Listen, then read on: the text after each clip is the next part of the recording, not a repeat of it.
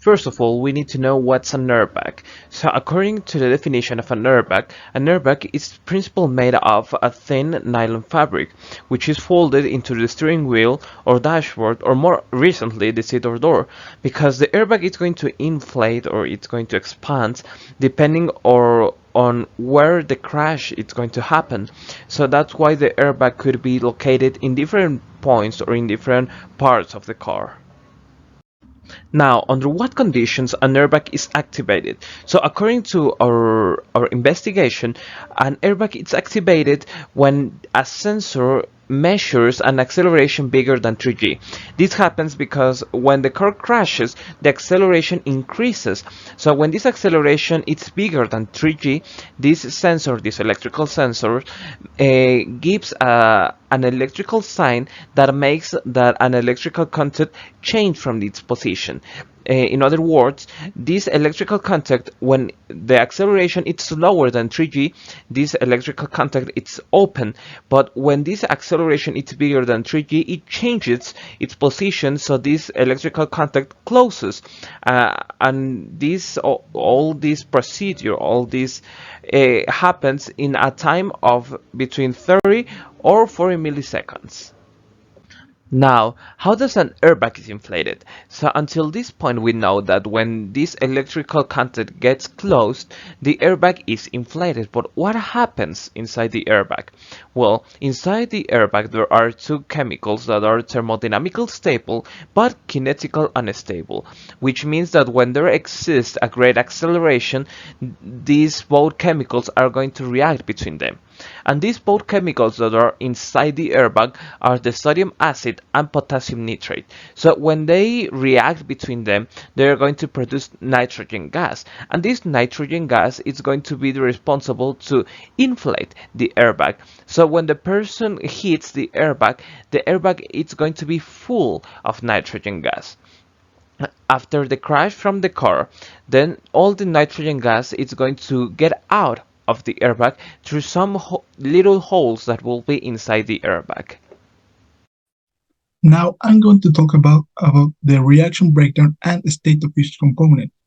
First off, we start with the sodium acid in solid form, which decomposes into nitrogen gas in gas form and solid sodium in solid form.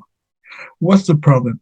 This balanced reaction is through the equivalence of all components of each side of the reaction, but some of the compounds of this reaction are harmful to health, especially sodium acid, which is very toxic, and acid when decomposes generates solid sodium, which is also harmful to health.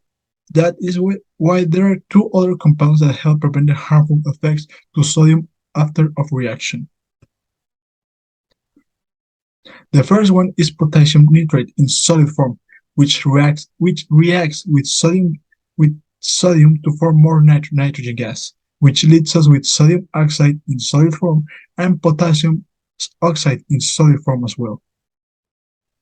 And the other one is silicon dioxide in solid form that reacts with potassium oxide and sodium oxide to form a solid silicate glass that is harmless and which is harmless, and with this that reaction is possible to eliminate the harmful effects on health. As you can see, here is the silicon dioxide. Now, there are three reactions. These three reactions have a very important hierarchical order. As you can see, the reactants of each step are dependent of the compounds resulting from previous steps.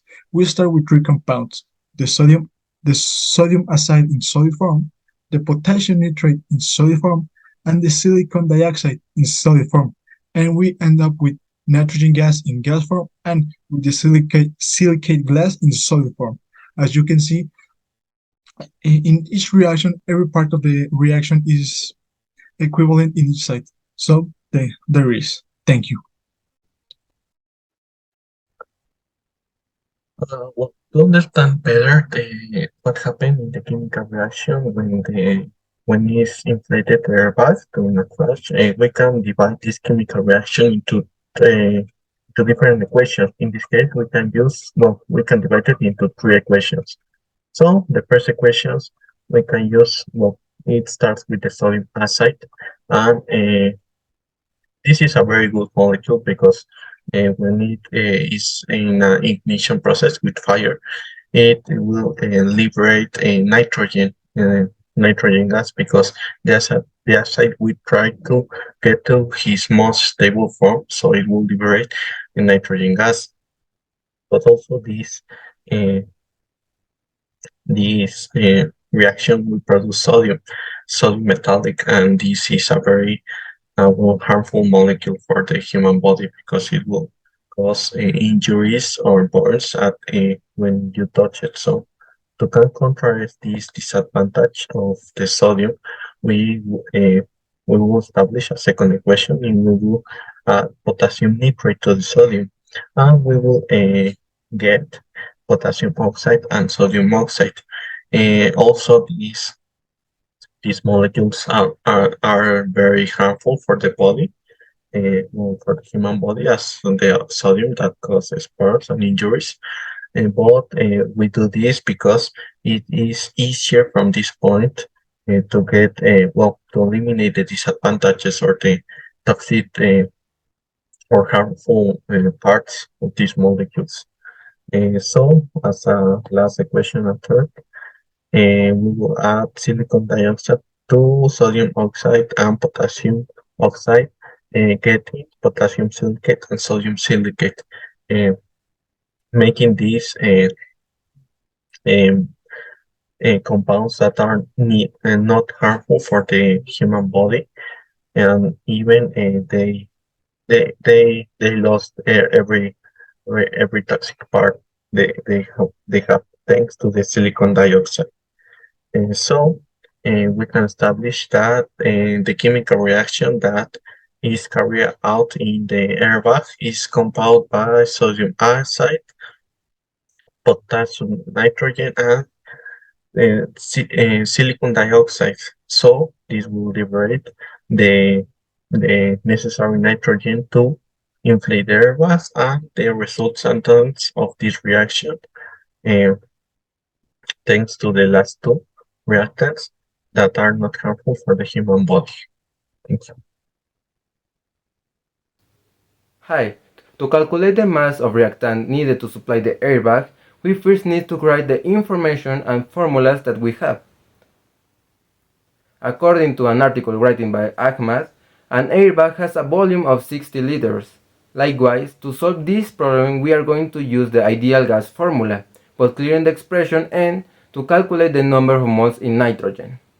We will assume that the pressure is the standard pressure, that is 1 atmosphere. We are also going to consider a temperature at 298 Kelvin. We use the ideal gas formula to obtain the number of moles, and it gives us a result that the nitrogen in this reaction has a total of 2.45 moles. Next, we apply a rule of 3 to get the number of moles in the sodium acid, which gives us a result of 1.53 moles. The last step is to convert moles to grams, clearing the formula from N, which is the number of moles multiplied by the molar mass. Doing the operation gives us that the amount of mass of the reactant to generate a volume of 60 liters is 99.53 grams.